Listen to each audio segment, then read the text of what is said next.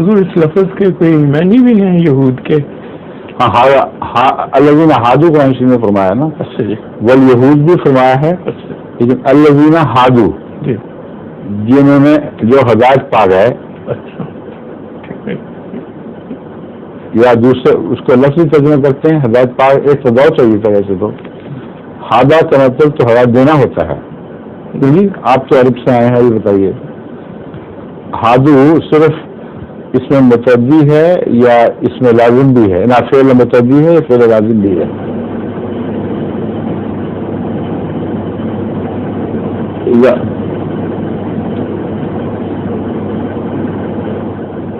شعر ہے عربوں کا اذا ہاد الغراب اذا کان الغراب ہاد قوم, وہاں ہاد لفظ اسم کے طور پر استعمال ہوا ہے غالباً.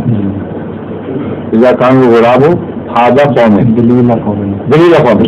اچھا فریاد نہیں طریقہ رہا لکھا ہم سارے میں اس کو حالہ ہی کرتا رہا ہوں غلطی سے. اذا کان الغراب دلیل قوم, تو ہاتھ کے لفظ سے بتائیے آپ کیا جانتے ہیں؟ ہدا یہدی ہدایت دینے کے لیے, تو اس کا ابتدا ہدایت پا گیا. تو یہاں حاضی جو ہے لفظ, اس کی آپ کیا کریں گے تشریح؟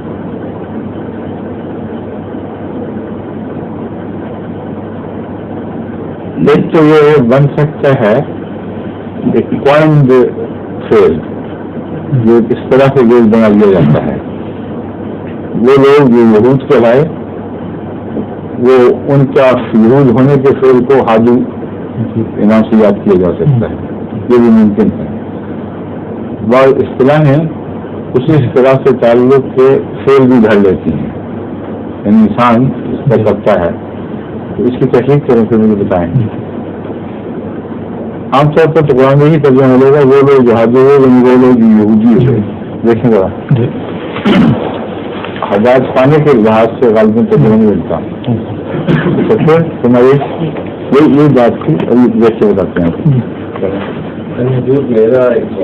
سورہ المائدہ کی 70ویں آیت ہے, اس میں ان الذین آمنوا والذین ہادوا والصابئون والنصارى.